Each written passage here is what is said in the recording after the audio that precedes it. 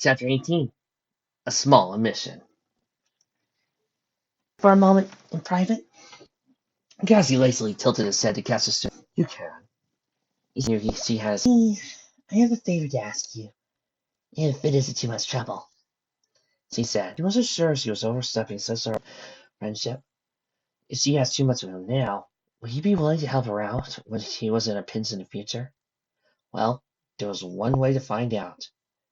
Sakura could think of no bigger pinch to be in. He was looking at her expectantly. Hikashi-sensei, what do you say to conducting one-on-one exams? After a silent moment, he tried to turn his head back towards the orange book in his hands. I'm not opposed to it, he said nonchalantly. What would you like to work on? Sakura gulped, let her eyes drift towards the training grounds before him. Where her teammates were army of clones was forming a circle around Sasuke, who was crouched in a defensive stance. Sakura's eyes lingered on Uchiha for a moment, before she willed herself to speak again. You to train him, turning her back towards her black-haired teammate. She was now roundhousing kicking Naruto's swarm of doppelgangers. Kakashi followed, her brow furrowed. She was unsure of the best way to go about this. Well, I think he has an affinity for using. He could probably learn a lot from you. After a pause, Kakashi closed his eyes and leaned back against a tree trunk behind him. The cool breeze swept past. All of Naruto's clones are gone now. The original Naruto was charging at Sasuke head-on, bald fist playing. What's the real reason? He doesn't need the extra help. Sakura frowned. He was right, of course. But how could she without letting on just how they think that he's desirable? He's the only person left with. Don't you think he'll be targeted for it? She looked on at the battle for a moment. Jack was now on the offensive, aiming a series of strikes at Naruto's pressure points. I don't know. I just think it'll look good, she added. Right then, Naruto managed to grab a hold of Sasuke's wrist, and with a mighty growl, pulled Sasuke into the air, attempted to flip him over, rammed him to the ground. But Sasuke read Naruto's intentions too quickly. Just in time, he got his feet around the block to lose his balance, loses his grip, and laid right on top of Sasuke. Kakashi said slowly, watched the boys flail around the group, and an "Let go!" resounded through the grounds. You sure this isn't an overworried girlfriend talking? Sakura felt heat rise in her face. She nearly forgotten that Kakashi was still under the false impression they were in a relationship. No. Staring determinedly at the ground, puzzling over why his comment was making her feel so tongue-tied. She wasn't overworried. Doesn't mean the world. She was far from an overworried girlfriend. She wasn't his girlfriend at all. God, calm down, Sakura. Naruto and Sasuke were scrambling to their feet now, both looking disheveled and profoundly disturbed. Kakashi-sensei! Naruto called over. Stand training with the words right out of my mouth.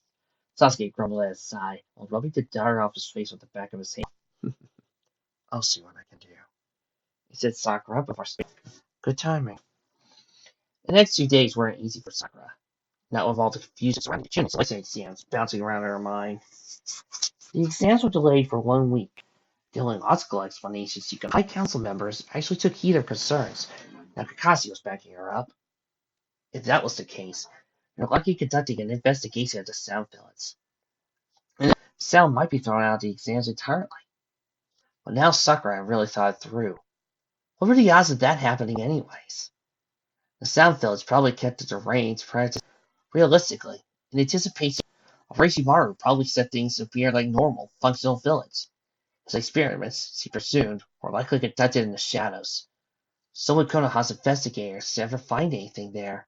Like they were even there at all? I had way more questions than answers. Aside from waiting around, there was nothing else she could do that would get her A, troubled, B, killed, C, thrown in a psych ward, or D. She somehow managed to carry her regular routines for a couple of days, albeit her preoccupied thoughts. Misses with her team in the mornings, went to work at the hospital, slipped out to the training grounds with Sasuke at night, and crashed on his couch at peace, however. She used a little feisty air. None of it mattered anymore. Not her job, relationships, or even her training. What did any of it matter if she failed to stop the war? The exact chain of disasters were bound to happen, and her entire mission would be for naught. As time passed by, she became acutely aware of the unfamiliar chakra signatures roaming around the village. She tried with all her power not to imagine the kind of characters that were prowling the streets, trapped here for an extra week because of her, particularly Orochimaru and his cronies. Sakura's nerves. After the interrogation, following the hospital, Kurt entered the threshold of a flower shop. During her hospital's operating room, even though she probably full of a tumor on an elderly man's lung, Sakura was assigned the role of distributing equipment to the surgeons, who wound up giving them directions and conducting informal quality controls. The whole deal was quite rewarding. It proved to be a wonderful networking opportunity. All of that to say, Sakura was feeling rather guilty of her doubting her kind, thoughtful supervisor's loyalty of some sort. Was braced by an icy stare from her ever-emotional blonde friend. Maybe it was ex-friend at this point. She had no idea if Inoichi, Ino's father, shared any information about Sakura's interrogation. It didn't seem like Sakura would find out either, since even as he browsed through the rows upon rows of flower arrangements. After several moments of browsing in silence, Sakura assembled a small bouquet of pink carnations. Flower which she vaguely recalled having some sort of symbolic, and presently handed it to Cass. "I'll take these, please," she said, clearing her throat to catch the platinum blonde's attention. Ino sipped it over to the Cass without sparing Sakura a glance. "No need to guess who these are for, is there?" She sneered as she punched something into the register. "They're for my supervisor," Sakura said flatly. Ino saw Sakura a disbelieving glare, but said nothing more. The full price, and after paying another word. The bare attention was driving her insane. Last thing she needed was exposure to another stressor to push her over the edge. It sucked that their friendship was crumbling to pieces. The village walls would soon be, too, as Sakura immersed herself in petty drama at a time like this. Her friendship with Ino might have to be sacrificed for the greater good. The rest of her afternoon was pretty ordinary, up until dinner. Sakura took her usual seat at the table, as her mother served the food, and father sauntered in from the sitting room. And then Sakura's mother looked up from the steaming pot of rice in her hands. "So, we had a little chat with your sensei today, Sakura," Mikiki began as he set the pot down on the hot plate. "He told us what's been going on with you over the past few days. I must say, well, I'm a little surprised at least." Sakura's stomach dropped. Her mother simply couldn't be talking about the interrogation, could she? If Sakura's parents found out she was getting involved in village politics, they were sure to have a barrage of questions for her. Frankly, Sakura would rather be sent back to prison for more questioning to try and explain this mess to her parents. "I'm not impressed you're leaving us in the dark," sighed Kizashi as he eased himself on the head of the table. "Get you're not home much, but we can at least expect you to tell us about the big stuff in your life." Sakura was going to kill her sensei! She didn't have enough to worry about at the moment. Now her parents were being dragged into this chaos. What the hell hadn't Kakashi warned her he was going to spill the beans to her family? "What did he say?" Ibuki sat down across from Sakura. "Well, he told us about the restaurant situation," she said, casting her daughter a pointed look, eyes flashing. "But I really wish I had..." Sakura, quick Kizashi, as he's shaking his head disapprovingly. Julian, he could be intimidating when he wanted to be. "We can't support us if you don't tell us a thing." So she hated disappointing her parents. The agreement to enroll her in Izzy to take a different path showcased as much. "Don, what you should have," Nabiki huffed, her tone sounded slightly. "So, was he coming over for dinner?" Sakura paused. "Dinner? For what?" "Who? Kakashi-sensei?" Sakura asked, lifting an eyebrow. That must be confusing. Her parents burst into laughter. "Well, I certainly hope not," said Kizashi, slapping one of his hands on the table. "That would complicate things."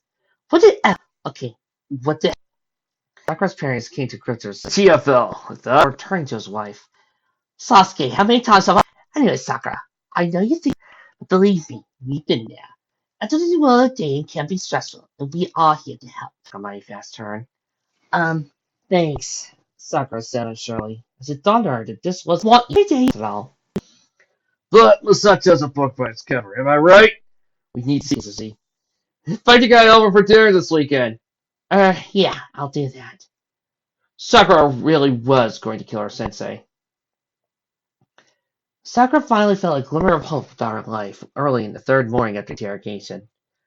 She was changing out of her pajamas in Sasuke's living room after a long night's sleep on his couch. She noticed a carrier hawk landed outside the window. A small scroll fastened itself to its leg. Curiously, She pulled on her training gear and went out to meet the large brown bird, taking Sasuke's meal for him. She threw open the doors and was greeted by the glare of the bright morning sun and a chilly breeze. Rubbing her hands along her bare arms, Sakura approached the hawk. Froze in her tracks when she caught sight of the scroll clasped in its talons. The scroll was a deep shade of red, embroidered with golden leaves. Konoha's emblem. As Sakura learned over the years of living in Konoha, scrolls adorned with that color combination were used for important announcements, from festival invitations to warnings of natural disasters and ambushes. Naturally, Sakura's attention was piqued. She slowly returned to the living room with scroll in hand. A scroll just like this must have been sent to my parents' place too, right? So it can't hurt to take a quick peek, even if this one is addressed to Sasuke. And the village was under attack, she reasoned. The sooner she found out, the better. So without further ado, Sakura read the scroll open. Inside was a short message written in inky, slanted letters. Enrollment details for the ended. A total of 153 genin from Konoha Kusakugure, Takikugure will participate. Main name qualification. Ibiki Marino. Sakura's frozen in place. Wait, did he read that right? Sakine did that again. Otokugure wasn't there. The Sound Village wasn't participating? Her heart was hammering in her chest. Her Sakura desperately needed a second opinion. Before she could think better of it, Sakura found herself flying Rebel scroll in hand as it slammed open his bedroom door, without any regard for he was probably sleeping. In hand, Sharingan upping reflexes. What the hell? He started, but Sakura interrupted. He said while briskly standing over his bedside. He appeared to sleep mostly clothed while he was at home. Sakura are disappointed. Yes. Awkwardness. He slowed around to sit on the edge of his bed. Even his eyes trained on her the entire time. He deactivated his Sharingan once he sat next to him, but he was still poised for a counterattack if the situation called for it. So when Sakura had eased onto the mattress, did the repercussions of her actions dawn on her? Sasuke's body heat and scent filled the dimly lit room. He wasn't wearing anything but a pair of navy boxers and a t-shirt. He had never been in Sasuke's room before. Is that picture of Team 7 right beside his bed table? Nor has he ever done something quite so bold. In a book? Does he even read before bed? In his presence, considering her teammates' intolerance for invasions of his personal space, surely Sasuke's reaction to this would be a pleasant one. Focus! It doesn't matter right now. Right. Sakura needed to get back to the lair, casting aside all varying thoughts. She thrust the scroll into Sasuke's hand and beckoned for him to read it. You went through my mail, he commented as he scanned the lair. Yes, well, that's not the point, she said hurriedly. It's Otokagure listed as participating village. When he finished reading, he slowly said, No. Why? Sakura inhaled sharply. There had been an investigation after all, and the Sound Village failed it, which means that the exams were safe. The village was safe. Sakura's promotion was safe. Sasuke was safe. This was too much to take her in. Sakura was on her feet in an instant with a surge of adrenaline. No reason! She beamed while Sasuke ogled her with confusion. Water collected in her tear-ducts when her eyes met his. He'll be fine this time, she thought. Throwing her arms around him with such force, he nearly toppled back. He grumbled against the front of her shirt, but his voice was muffled and Sakura barely heard him. Sasuke, you're in a very good position right now. I know. Her energy levels were through. When she released Sasuke and motioned to leave, Where are you going? He demanded, expressing serious, though he ignorantly begged. I just start today! She answered sweetly, while carefully prying her hand free. Then, without a backwards glance, she booked it out of his room. Sakura, what's going on? Was the last thing she heard before she raced through Sasuke's front door, laughing and a skip in her stride.